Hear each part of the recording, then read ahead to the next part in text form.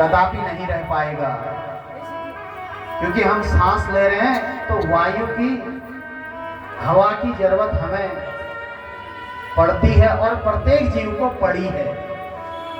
हवा नहीं होगी, भगवान सूर्य नहीं होंगे, तो यह प्रत्येक जीव मात्र जीवन को जी नहीं पाएगा। तो अभी सत्य बचा है, तब जाकर ऐसी कथा हमें प्राप्त हो रही है। मैंने आप लोगों को बताया कि कलयुग जो है अभी 5126 वर्ष गत हो चुका है। कलयुग की आयु 4,32,000 वर्ष बताई गई। 28वां यह कलयुग चल रहा है, जब चारों युग, सतयुग, द्वापर और त्रेता और कलयुग, जब चारों युग 71 बार आ जाते हैं, तब जाकर यह धरती जो है जलमय हो जाती है। तब ब्रह्मा जी को दोबारा सृष्टि करनी पड़ती है। अभी तो बहुत 28 और आने हैं। और ऐसे भगवान का अवतार अनेक युगों में जैसे जैसे दानव हुए, वैसे वैसे भगवान ने अवतार लिया। इसको मानव की रक्षा के लिए, धरती की रक्षा के लिए।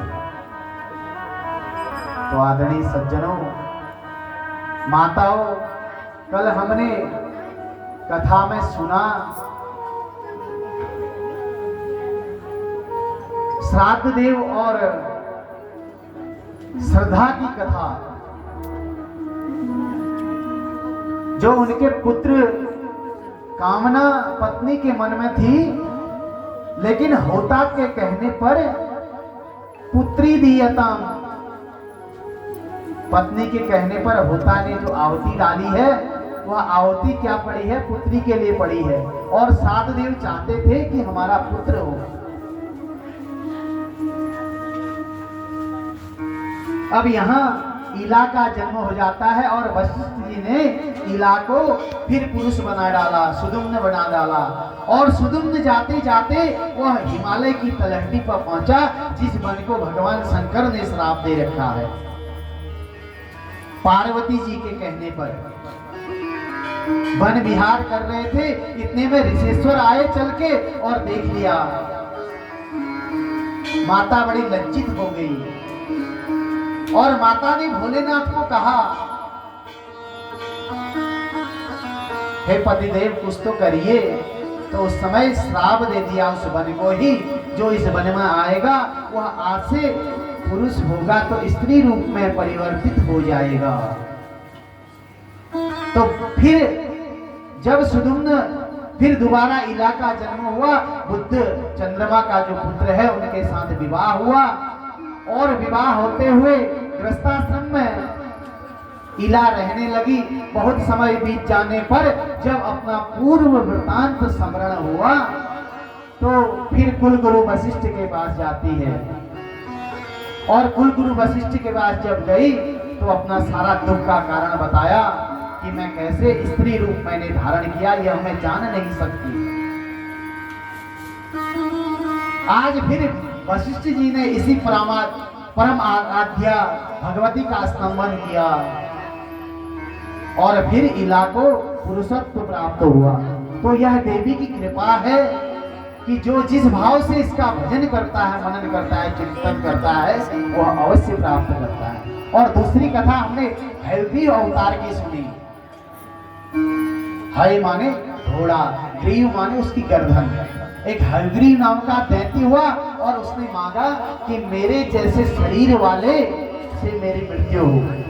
हे प्रांबा, मेरी मृत्यु अन्यत्र और किसी जीव जंतु से, मनुष्य मात्र से, किसी भगवान से न हो।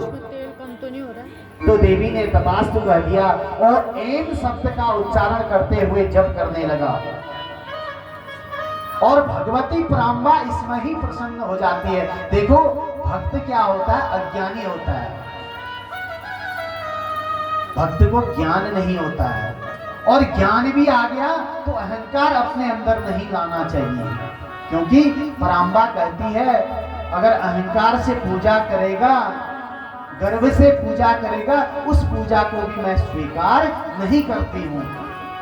चाहे कोई भी चीज कर रहे हो माताओं, मैं आप लोगों से, क्योंकि देखो जहां पर भी मैं कथा होते हुए देखता हूं वहां पर वर्तमान समय में पुरुष बहुत कम आते हैं, महिलाओं का ही, क्योंकि आप तो पराम्बा हो, भगवती स्वरूपा हो, आप ज्ञानदायिनी हो, बुद्धिदायिनी हो, विवेक को जगाने वाली हो। क्योंकि एक कथा आ जाती है, देखो एक समय की बात है, पराम्बा भगवती स्वरूपा एक पत्नी रोज व्रत किया करती है, रोज मंदिर में जाया करती है, भगवानों का स्मरण और चिंतन किया करती है। लेकिन पतिदेव बड़े नास्तिक हैं, कहते हैं कि क्या होता है मंदिर में जाके, क्या होता है भजन करके, क्या होता है पूजन करके। कई दिन व्यतीत हो चुके हैं, पत्नी बार बार समझाती है चलो मेरे प्रभु के पास, मेरे मैया के पास, कुछ आपको भी प्राप्त हो जाएगा, आपके भी सतमार्ग खुल जाएंगे। लेकिन पति जो है एकाएक नहीं मानते।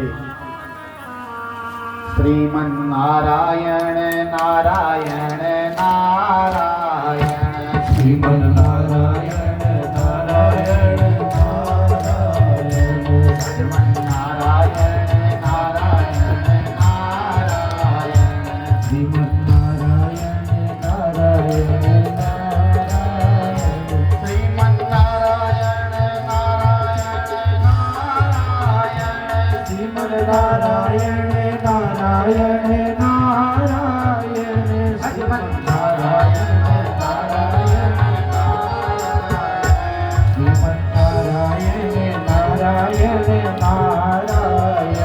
श्रीमन नारायण नारायण नारायण, श्रीमन नारायण नारायण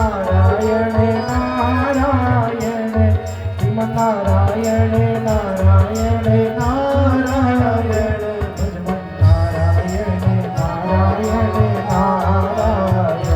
श्रीमन नारायण नारायण नारायण, श्रीमन नारायण नारायण नारायण, श्रीमन नारायण नारायण नारायण, नारायण नारायण नारायण, श्रीमन नारायण नारायण नारायण, श्रीमन नारायण नारायण नारायण, श्रीमन नारायण नारायण नारायण, श्रीमन नारायण नारायण नारायण, श्रीमन नारायण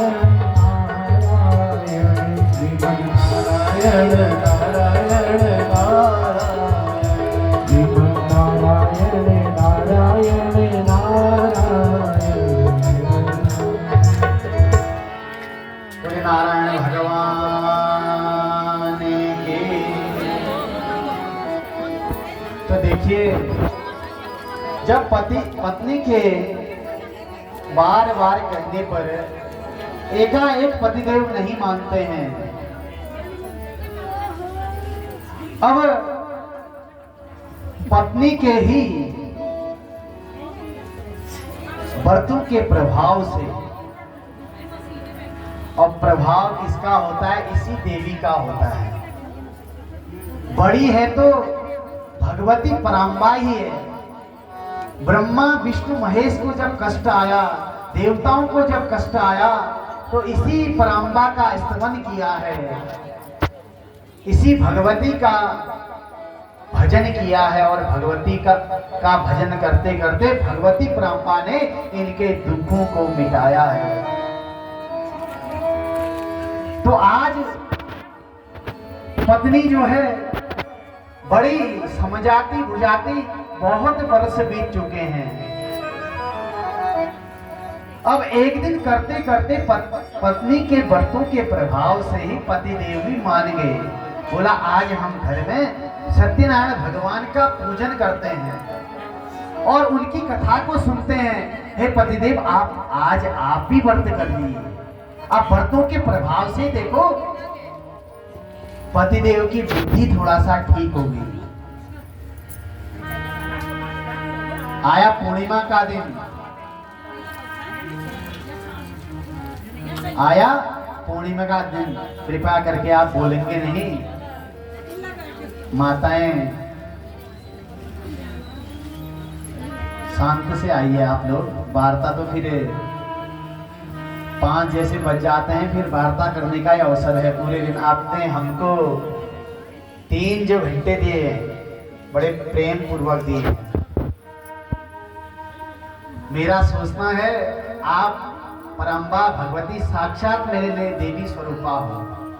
आप सुनने आए हो और मैं सुनाने आया हूं। आप बोलोगे नहीं तो मुझे कथा कहने में और भी आनंद आएगा। शांति आप बनाए रखोगे तो और कथा में गूढ़ गूढ़ रहस्य निकलने लगते हैं। बोले जगदम्बा मैया की। तो आज आया पूर्णिमा का दिन। देखो, हम किसी को बताते हैं पूर्णिमा का व्रत। अब यह व्रत क्यों किया जाता है? एक है कृष्ण पक्ष और एक है शुक्ल पक्ष। 2 पक्ष होते हैं महीने में। 15 दिन का एक पक्ष होता है, 15 दिन का एक पक्ष होता है। और महीने कितने होते हैं? 12। पक्ष कितने होते हैं? 24। तो कृष्ण पक्ष किसका माना गया? पितरों का माना गया। उसमें अधिक किसकी पूजा की जाती है? पितरों की पूजा की जाती है। और शुक्ल पक्ष में किसकी पूजा की जाती है? भगवानों की पूजा की जाती है। जैसे हमने यहाँ पर शुक्ल पक्ष से देवी का यज्ञ का प्रारंभ किया है। आज चतुर्थ दिवस, चौथी तिथि भी हो गई है। ऐसे ही करते करते एक दिन 15वीं तिथि आ जाती है। अमावस्या लिखते हैं तो 30 लिखते हैं, क्योंकि 15 दुना 30 हो जाता है। 15 को जोड़ेंगे तो 30 हो जाता है। वहां 30 लिखा जाता है अमावस्या को, और यहां 15 लिखा जाता है पूर्णिमा को। आज देखो 15वीं तिथि जब आ जाती है तो इस देवी मैया का व्रत भी है। और हम किसी की कुंडली को देखते हैं, किसी को कोई अरिष्ट आता है तो कहते हैं परिवार के लिए, चाहे आप सुख प्राप्त करना चाहते हो, चाहे दुखों का निवारण करना चाहते हो, चाहे आपके परिवार के अंदर कितने भी संकट हैं, चाहे बच्चों की नौकरी नहीं लग पा रही है, आप मन से तो करो, लंबे समय तक करो और भगवान विष्णु को मनाओ। वह पालन करता है, विष्णु की पूजा की जाती है। पूर्ण माने हर व्रत। आप अगर किसी व्रत को भी नहीं करते हो, महीने में एक व्रत आता है पूर्णिमा का, उसको आप करिए। जैसे शुक्ल पक्ष का चंद्रमा, देखो कृष्ण पक्ष होता है तो चंद्रमा भी धीरे धीरे घटने लगता है। एक दिन अमावस्या के दिन पतला रह जाता है, पतला आकार हो जाता है। और जैसे शुक्ल पक्ष आता है तो धीरे धीरे चंद्रमा भी बढ़ने लगता है, और बढ़ते बढ़ते पूर्णिमा को पूर्ण हो जाता है। और अगर आप लोग व्रत करते हो तो व्रत का प्रभाव भी एक दिन आपको पूर्ण मिलेगा। समय लगेगा, भाग्य से पहले, समय से ज्यादा किसी को नहीं मिला। आदमी जो है आज का कलिकाल का अधैर्यवान है। धीरज धर्म विप्र और नारी, आपत्काल परिकिए चारी। धैर्य को आपत्काल में परखा जाता है। आपत्ति तो देखो आएगी, मान लो शरीर है ये। धर्म को भी आपत्काल में परखा जाता है। विप्र को भी आपातकाल में रखा जाता है, ब्राह्मण जो देवता हो। नारी को भी आपातकाल में ही रखा जाता है। आपत्ति के समय नारी ही आगे चलती है, नारी ही पति को मधुर वाणी बोल के जो आपत्ति आई है उसका निवारण करने वाली यह प्रांबा भगवती है, पत्नी स्वरूप में है। देखो यहाँ दुर्गा सप्तशती में क्या बोला गया, पत्नी मनोरमा देवी मनोवृतानुसारणिम तारणिम दुर्ग संसारस्य सागरस्य पुरोद्भवाम। विवाह जब हो जाता है तो पत्नी मनोरमा देवी, पत्नी हो तो मनोरमा की तरह हो, मन के समस्त वृतांत को जानने वाली हो। पत्नी मनोरमा देवी मनोवृतानुसारणी, पति के समस्त वृतांतों को जानने वाली कौन होती है, पत्नी। और पति दुर्ग संसार में भव सागर में फंसा है उसको तारने वाली, और कुल को तारने वाली कौन होती है, पत्नी। आप यज्ञ करते हो, बिना पत्नी के वह यज्ञ भी अधूरा माना जाता है। जहां शिव है वहां शक्ति है, जहां पति है वहां पत्नी है। तो आज पतिदेव जब व्रतों के ही प्रभाव से बड़े नास्तिक हैं, मान गए हैं आज, पर पत्नी की वार्ता को मान गए। अब बैठे और मन में यह भाव आ रहा है, तेरे भगवान कहाँ हैं, मैं देखना चाहता हूं। आखिर तेरे भगवान रोज तो पूजा कर रही है, पाठ कर रही है, जप कर रही है, तप कर रही है, मैंने तो कभी नहीं देखा भगवान को। ऐसे मन में नास्तिकता बैठी हुई है। आज देखो सत्यनारायण भगवान की पूरी कथा पढ़ी है। गोधूमस्य चूर्णकम, गाय के दूध का चूर्ण बना रखा है, वह चढ़ा रखा है उस स्थान पर। कहां पर, मंदिर में। वहां गंध अक्षत से भगवान विष्णु की पूजा कर रखी है पत्नी ने। आज देखो जब यहां बार बार समय जाता रहा, अब समय भी आदमी को ज्यादा लगने लगता है। समय की बड़ी बलिहारी है, समय का यह मानव जीवन में बड़ी कीमती है। समय पल पल क्षण क्षण हमारा यह मानव शरीर का समय जाता रह रहा है। पहले देखो सेकंड होता है, एक सेकंड, वह सेकंड में 60 बना मिनट बन जाता है, और मिनट 60 बने 1 घंटा बन जाता है। 1 घंटा सीधे सीधे जब 24 घंटे हो जाते हैं तो हमारा दिन चला गया, मानव शरीर का एक दिन चला जाता है।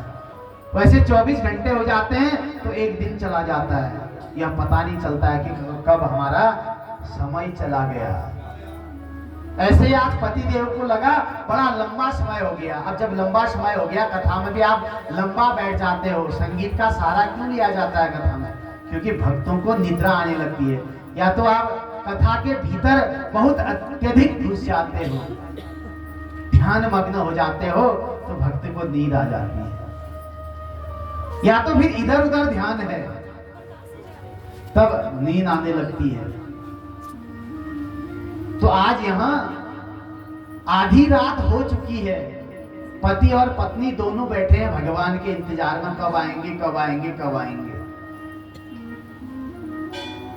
आज अधोरात्रि हो चुकी है, अब आते हैं भगवान, अब आते हैं, अब आते हैं। देखो इंतजार है, बहुत खराब होता है।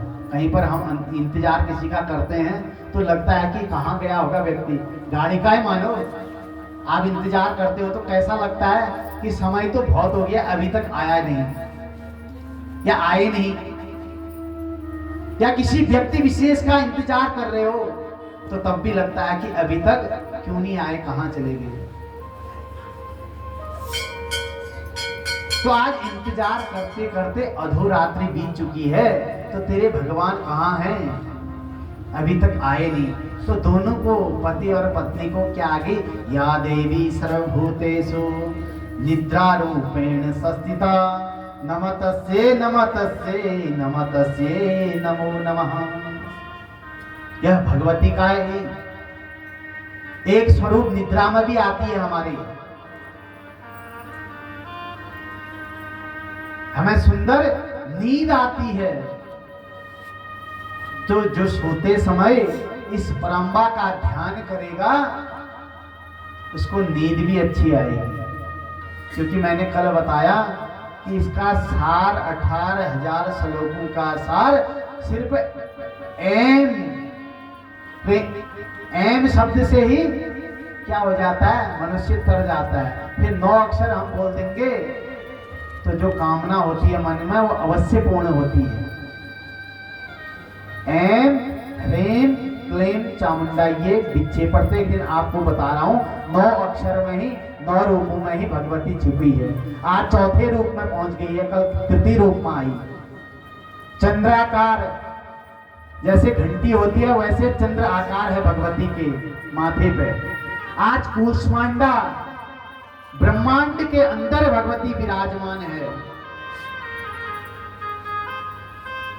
चौथे दिन जो साधक होता है या नवरात्रि विधान से जो पूजा करता है, देवी भागवत को सुनता है, तो कूष्मांडा रूप में चौथा रूप भगवती का माना जाता है।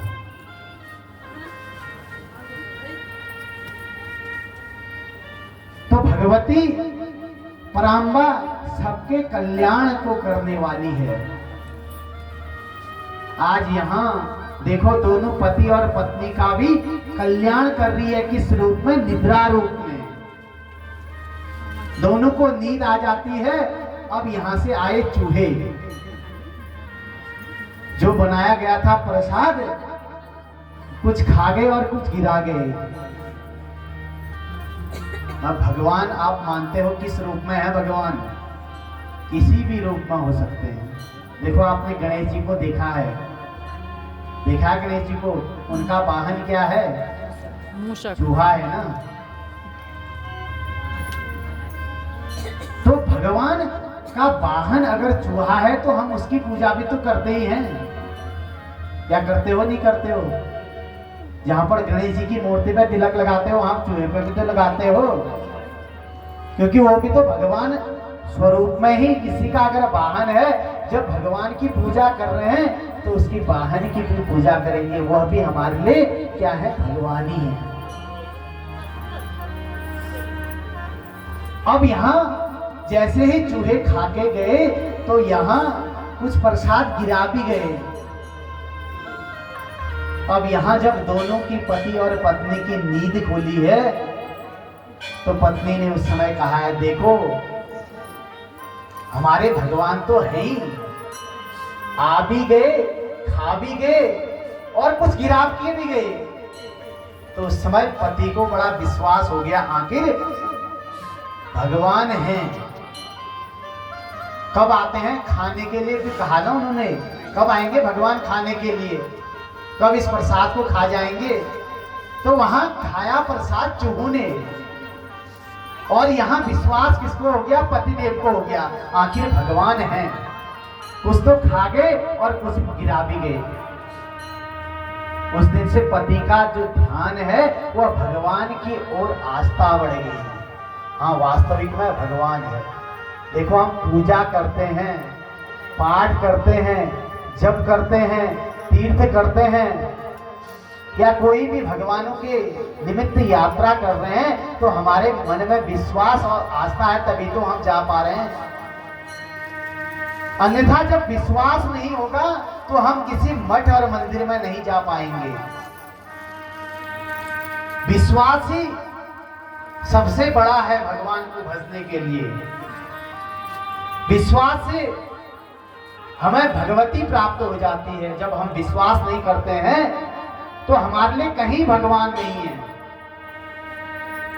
विश्वास पर ही यह धरती टिकी है। किसी काम को, किसी कार्य को हम कर रहे हैं, विश्वास और श्रद्धा भाव से करें, मैं आपको वचन देता हूं वह अवश्य सफल होता है। देखो आज सोमवार का दिन है, सुबह आप कोई कार्य के लिए जा रहे हैं तो भगवान भोलेनाथ को याद करके जाइए, अपने इष्ट को याद करके जाइए, आपका काम अवश्य बनेगा। आप मंगलवार को घर से निकलते हैं, भगवान हनुमान जी की याद करिए, हनुमान जी का स्मरण करके निकलिए, आपका काम अवश्य बनेगा। आप वैसे ही बुधवार को जाते हो, बुध को किसकी पूजा होती है? भगवान गणेश जी की पूजा होती है। बुद्धि के जो रिद्धि और सिद्धि जो पत्नियां हैं, हर घर में विराजमान रहती हैं। आप भगवान गणेश जी की आराधना करिए और गणेश जी का पूजन और मनन चिंतन करके जाइए, आपका काम अवश्य बनेगा। बृहस्पतिवार को गुरुदेव का ध्यान करिए, अपने गुरु का मनन और चिंतन करिए। देखो गुरु आया ना, गुरु कैसा होना चाहिए? गुरु गोविंद दो खड़े, काको लागो पाए, बलिहारी गुरु आपने गोविंद जियो बताए। गुरु आपका कोई भी हो सकता है। गुरु शब्द ही, हम चलते चलते किसी को गुरु बना सकते हैं। गुरु हम किसी को चलते चलते भी, गुरु हम पेड़ पौधों को भी बना सकते हैं, गुरु हम जीव जंतु को भी बना सकते हैं। उनसे हमें क्या क्या ज्ञान की प्राप्ति होती है, वही हमारा गुरु है। एक दीक्षा गुरु और एक शिक्षा गुरु जो हमें मंत्र देता है, वो क्या, कौन सा गुरु? दीक्षा गुरु माना जाता है। और एक शिक्षा गुरु जिसने हमको पढ़ाया, पढ़ाकर हमें उच्च पद पर नौकरी तक पहुंचाया। गु शब्द अंधकारमय है, रू शब्द प्रकाशमान है। तभी तो गुरु के सामने जब शिष्य और गुरु दोनों एक जगह पर खड़े हुए, तो क्या वहां पर कबीरदास जी कहते हैं, गुरु गोविंद दो खड़े, काको लागे पाए, बलिहारी गुरु आपने गोविंद जियो बताए। अब शिष्य को देखो पढ़ा रखा है, गुण ज्ञान शिष्य को दिया है, तो वहां पर भगवान भी गुरु एक साथ में खड़े हैं। तो शिष्य ने कहा कि पहले मैंने अपने इस गुरु को प्रणाम करना चाहिए। इस गुरु ने पढ़ाकर मेरे को भगवान तक पहुंचाया। तो देखो गुरु माता भी है, गुरु पिता भी हैं, और गुरु शब्द जो आया है अंधकार से प्रकाश की ओर ले जाना। फिर हम पंडित बोल देते हैं दूसरा। देखो पहले से जो पढ़ाया करते थे, जो विद्यालय होते थे, उसमें कौन, उनको पंडित ही बोला जाता था, ऐसा मैंने सुना है, बड़े बुजुर्गों से सुना है कि उनको पंडित बोला जाता था। आखिर क्यों? क्योंकि पंडित का सार्थक अर्थ निकलता है विद्वान। उन गुरुजनों को भी उस समय पंडित बोला जाता था। और पंडित जाति विशेष से नहीं है, जाति सूतक नहीं है। पंडित कोई भी आप और हमसे हो सकता है। जो विद्वान वही पंडित माना जाता है। और ब्राह्मण कह देते हैं तो ब्राह्मण जाति सूचक शब्द है, जाति से लिया जाता है। ब्राह्मण क्या है? जाति से आता है। ब्राह्मण, क्षत्रिय, वैश्य और शूद्र, चार जाति बनाई। चारों को अपना अपना अधिकार दिया।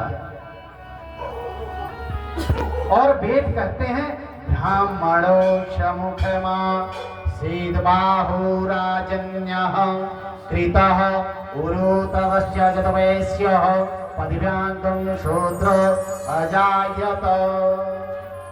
देखो यह जब विराट पुरुष की उत्पत्ति हुई तो उसका मुखी वेद ने माना ब्राह्मण, और उसका हाथ जो है वह क्षत्रिय मान लिए, और उसका पेट जो मान लिया वह वैश्य मान लिया, और उसके जो टांगे मान ली वह शूद्र मान लिया। ब्राह्मण, क्षत्रिय और वैश्य और शूद्र पहले एक ही था।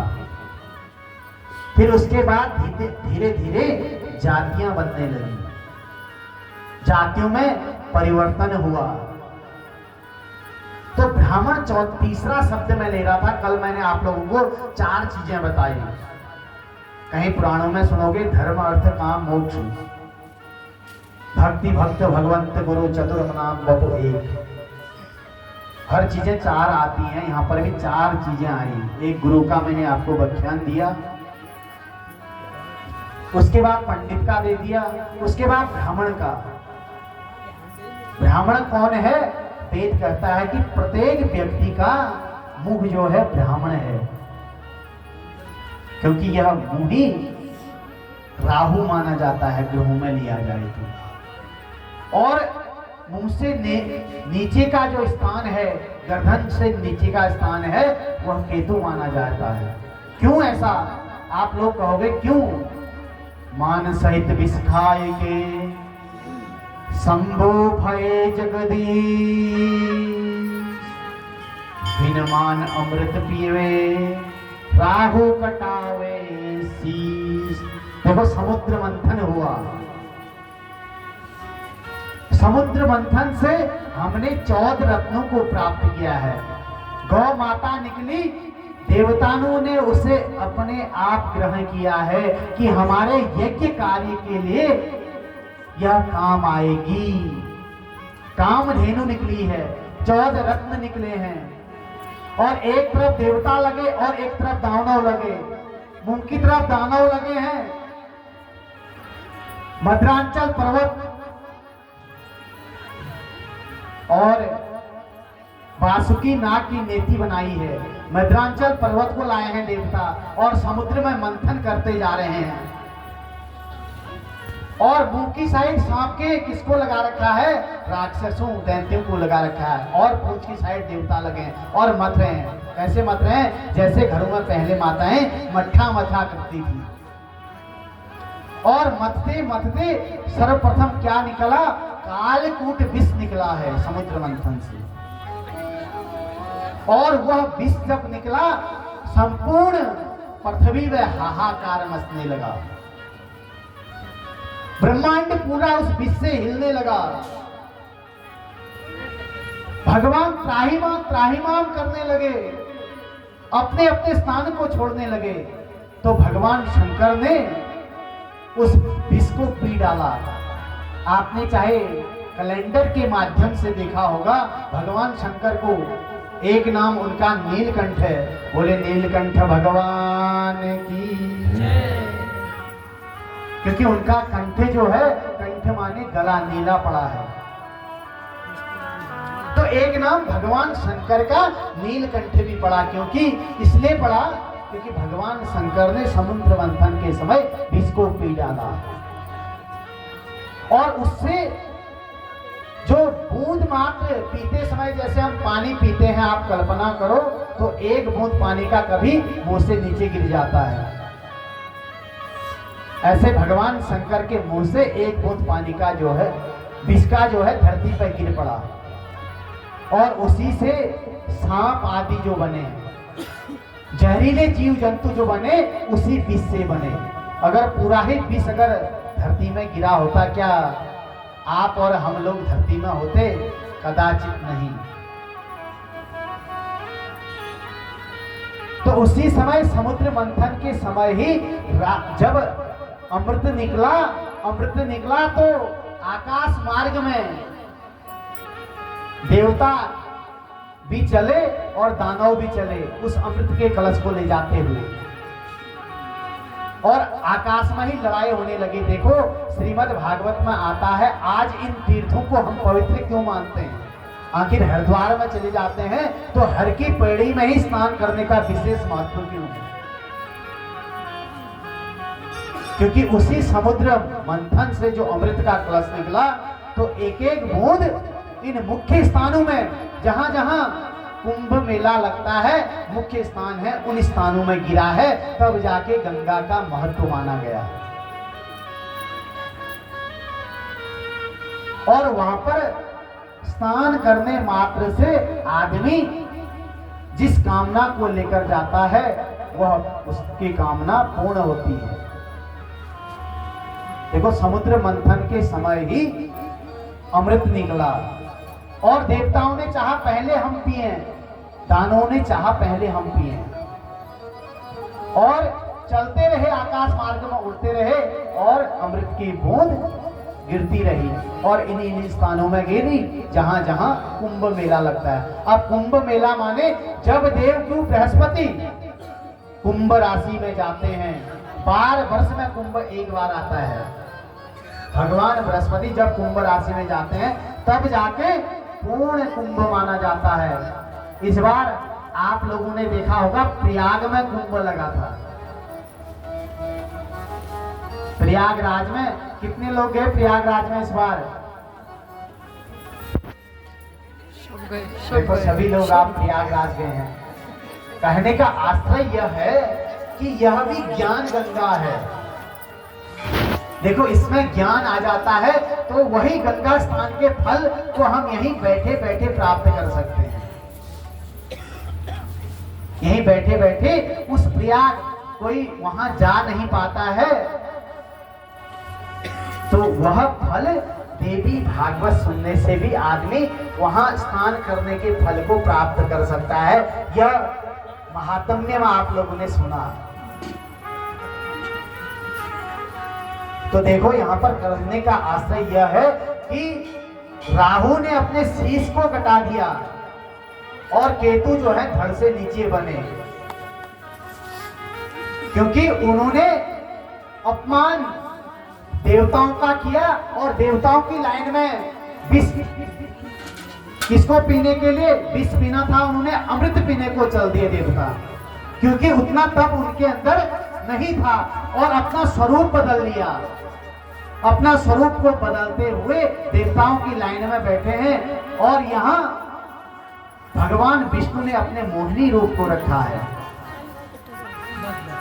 भगवती प्रांबा के स्वरूप को रखा है और राहु को पहचान लिया और राहु का शीश काट दिया और वहां से केतु ग्रह भी बना। तो समुद्र मंथन की कथा भी आ जाती है। तो जहां तक मेरी मति जाएगी वहां तक आप लोगों को मैं कथा सुनाऊंगा। अब गंगा अवतरण की कथा भी यहाँ पर आ जाती है, लेकिन यहाँ मधु और कैटभ दो दानव हुए। उस कथा में प्रवेश और उस कथा में जाने से पहले, और यहाँ मैंने आप लोगों को बताया कि ब्राह्मण मुख से होता है। उसके बाद हम किसी को बामन भी कह देते हैं। चार चीजें आई यहाँ पर, चार चीजें आई। एक गुरु आया और एक पंडित आया, एक ब्राह्मण आया और एक बामन आया। बामन देखो 52 अंगुल के अवतारी कौन हुए? भगवान विष्णु हुए। आप जानते हो राजा बलि को जब गर्भ हुआ तो 52 अंगुल के रूप को, अपने स्वरूप को धारण किया भगवान विष्णु ने। तो बामन, हम बामन में जो शब्द कहते हैं वह भी शुद्ध सूचक है। तो चार कहने का तात्पर्य है ब्राह्मण को ही आप चार शब्दों में प्रयोग करते हैं। कोई गुरु मान लेता है और कोई पंडित बोल देता है और कोई ब्राह्मण बोलता है, कोई बामन बोलता है। तो देखो गंगा अवतरण की कथा भी आप लोगों के बीच में रखूंगा। इसी देवी भागवत में गंगा अवतरण की कथा भी आती है। अब आज हम मधु कैटभ की कथा में जाएंगे कि मधु कैटभ कहां से उनकी उत्पत्ति हुई। उस कथा को हम उस तक पहुंचेंगे और उससे आगे भी कथा जो आती है। आज सोमवार है, भगवान भोलेनाथ की कथा, उसमें जितना भी समय हो पाएगा हम भगवान भोलेनाथ की कथा भी आपके मध्यस्थ रखेंगे। और उससे पहले कुछ क्षण हम भगवती का नाम आश्रय लेते ही आगे कथा में प्रवेश करते हैं। बोले भगवती मैया की जय।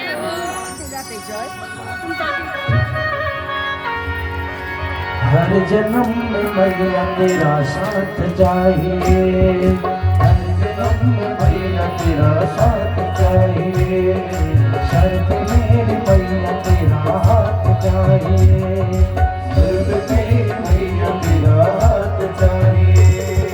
सिलसिलाए टूटना नहीं चाहिए, सिलसिलाए टूटना नहीं चाहिए। मुझको तो बस इतनी सी सौगात चाहिए, हर जन्म में मैया तेरा साथ चाहिए, हर जन्म में मैया तेरा साथ चाहिए, हर जन्म में मैया तेरा साथ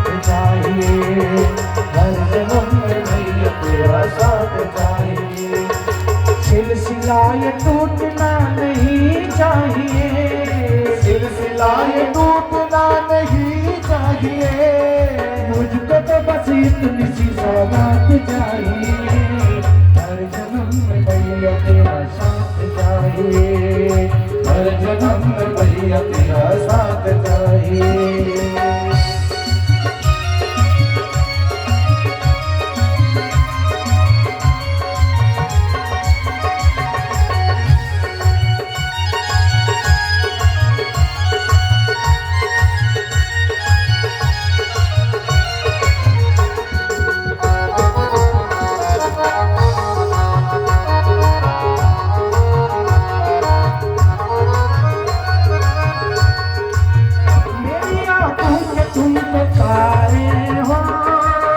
मेरी आंखों के तुम तो तारे हो, जान से ज्यादा मुझे प्यारे हो, जान से ज्यादा मुझे प्यारे हो।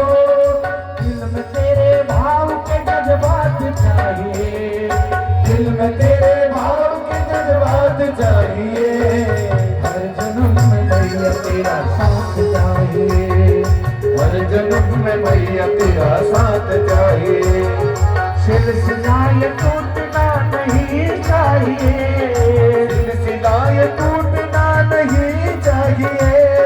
मुझको तो बस इतनी सी सौगात चाहिए। हर जन्म में भैया तेरा साथ चाहिए। हर जन्म में भैया तेरा साथ चाहिए।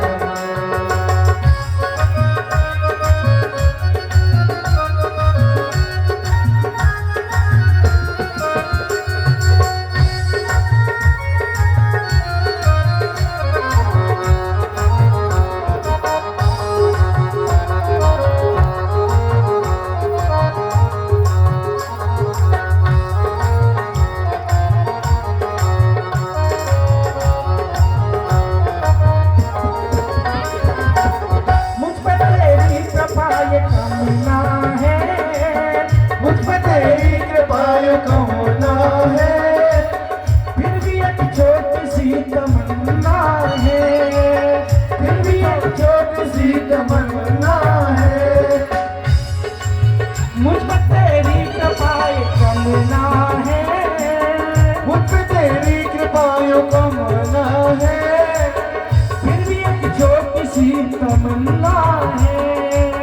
फिर भी एक छोटी सी तमन्ना है। जीत जी तुमसे मुलाकात चाहिए, जीत जी तुमसे मुलाकात चाहिए। हर जन्म में भैया तेरा साथ चाहिए। हर जन्म में भैया तेरा साथ चाहिए। शर्त मेरी भैया तेरा हाथ चाहिए। भैया तेरा साथ चाहिए। सिलसिला ये टूटना नहीं चाहिए, सिलसिला ये टूटना नहीं चाहिए। मुझको तो बस इतनी सी सौगात चाहिए। हर जन्म में भैया तेरा साथ चाहिए। हर जन्म में भैया तेरा साथ चाहिए।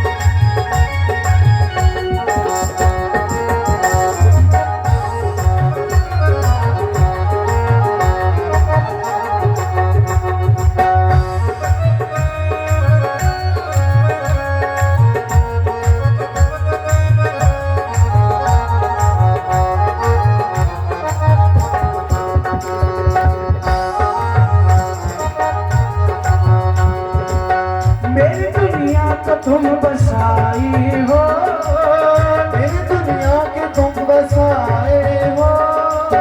मैया के दिल में तुम समाए हो, मैया के दिल में तुम समाए हो। मेरी दुनिया को तुम बसाए हो, मेरी दुनिया के तुम बसाए हो। मैया के दिल में तुम समाए हो, मैया के दिल